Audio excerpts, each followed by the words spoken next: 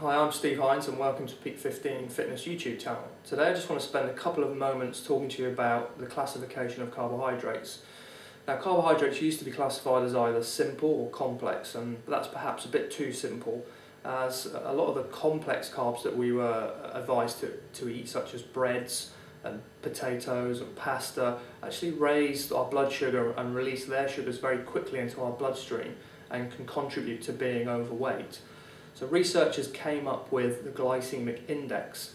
Now, the glycemic index compares 50 grams of a carbohydrate containing food and compares it with 50 grams of glucose. Now, glucose raises the blood sugar very quickly, and so depending on how quickly a carbohydrate containing food released its sugar, it was given a score of 0 to 100. 55 and below would be low glycemic index. Between 56 and 69 was moderate glycemic index, and above 70 was high glycemic index. Now, the glycemic index tables are pretty good and fairly reliable. However, there are a few erroneous cases, such as in carrots or watermelon. Now, the sugar in those foods raise our blood sugar very quickly, but there's inherently very little sugar in those foods. So perhaps the GI tables wasn't a very good table for those kind of foods. So to combat that, researchers came up with the glycemic load tables. Now, this took the amount of carbohydrate in a carbohydrate containing food, times it by its glycemic index, divided it by 100, and then gave it a score, a glycemic load score.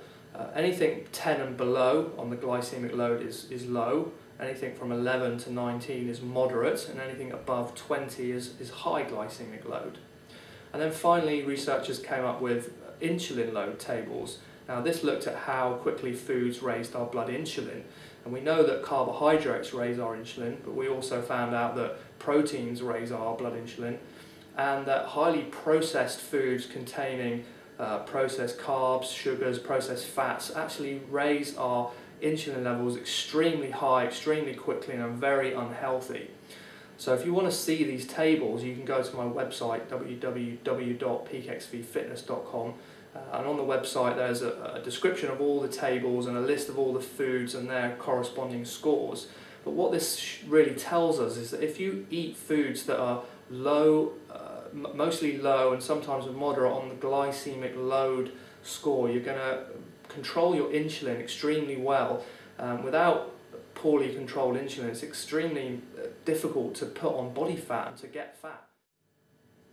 If you want to find out more about how to lose weight and get healthy, you can visit www.peakxvfitness.com. You can download your free Weight Loss Secrets Revealed report. You can follow us on Facebook, Twitter and YouTube, and you can get loads of great information about how to lose weight and how to be healthy.